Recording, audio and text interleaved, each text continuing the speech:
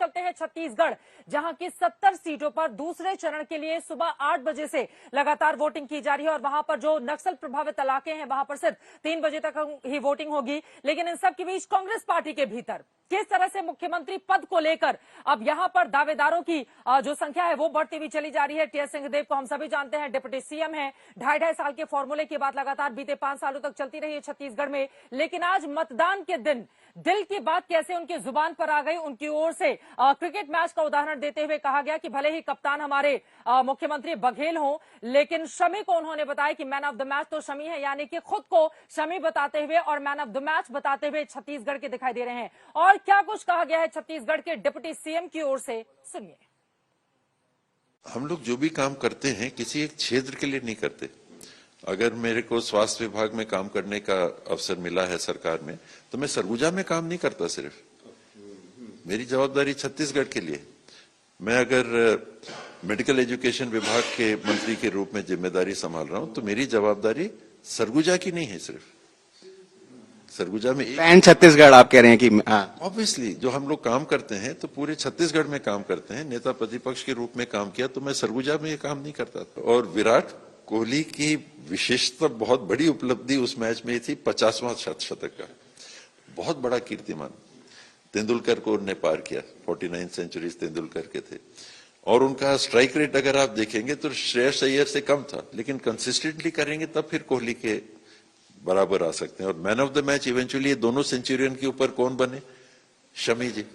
तो उस परिस्थिति और उस गेम में जिसका कंट्रीब्यूशन ज्यादा कारगर माना जाता है, वो उस मैच का मैन ऑफ द मैच।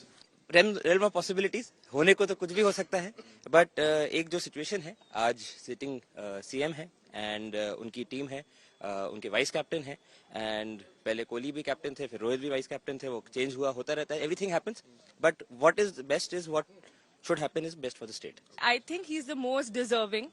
मैं उनके साथ रहती हूँ, मैंने उनका हार्ड वर्क देखा है, उनका vision to work for the people of Surguja and Chhattisgarh is next level.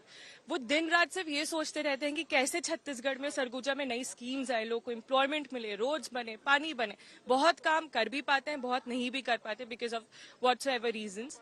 उनने जिस तरीके से जनघोषणा पत्र बनाया था, मैं भी एक पॉलिटिकल फैमिली को बिलोंग करती हूँ, शादी करके आई हूँ, मेरे पापा भी मिनिस्टर है, मैंने कभी ऐसा कोई नेता नहीं देखा जिसने इतनी लगन से जनघोषणा पत्र बनाया है। घूम घूम के लॉयर्स, डॉक्टर्स, समूह की महिलाएं, किसानों से मिलके, हर इंसान से, हर ग्रुप से मिलके उन्होंने वो जन घोषणा पत्र बनाया था।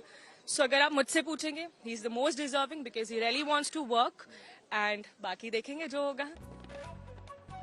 तो सुना आपने, परिवार के लोग भी टीएस सिंहदेव को लेकर किस तरह से उत्साहित नजर आ रहे हैं। एक तरह से कांग्रेस पार्टी आत्मविश्वास से लबरेज है कि उसकी सत्ता में वापसी हो रही है। बघेल की ओर से भी आज इसी तरह का ऐलान किया गया कि मामला एक तरफा है, लेकिन टीएस सिंहदेव ने अपने नाम की दावेदारी को आगे करके यकीनन कांग्रेस पार्टी के लिए मुश्किलें बढ़ा दिया। हालांकि क्या कांग्रेस जो दावा कर रही है कि छत्तीसगढ़ में फिर से सत्ता में वापसी करेगी, ये देखना महत्वपूर्ण रहेगा। लेकिन बघेल और टीएस सिंहदेव के बीच अब लग रहा है किस्सा कुर्सी का ये आगे की ओर बढ़ता हुआ चला जा रहा है। यही वजह है कि कैमरे पर आकर एक तरफ खुद को मैन ऑफ द मैच बताते हुए टीएस सिंहदेव दिखाई दे रहे हैं, तो उनके परिवार के लोग बताते हैं कि सरगुजा और छत्तीसगढ़ के लिए जो कामकाज और जिस दूर तक का विजन लेकर चलते हैं वो अपने आप में अभूतपूर्व है और यकीनन कुर्सी के लिए सबसे सही उम्मीदवार भी टीएस सिंहदेव ही हैं। अब इस पर आगे क्या होगा देखना रहेगा महत्वपूर्ण। लेकिन 70 सीटों पर लगातार मतदान छत्तीसगढ़ में चल रहा है। 37% से ज्यादा वोटिंग दोपहर 1 बजे तक हो चुकी है, जबकि 45% से ज्यादा वोटिंग दोपहर 1 बजे तक मध्य प्रदेश में हुई है। छत्तीसगढ़ में 8 बजे से वोटिंग की शुरुआत हुई, मध्य प्रदेश में सुबह 7 बजे से ही लगातार मतदान मतदाताओं की ओर से करके भाग्य विधाता बना जा रहा है यहाँ के उम्मीदवारों का।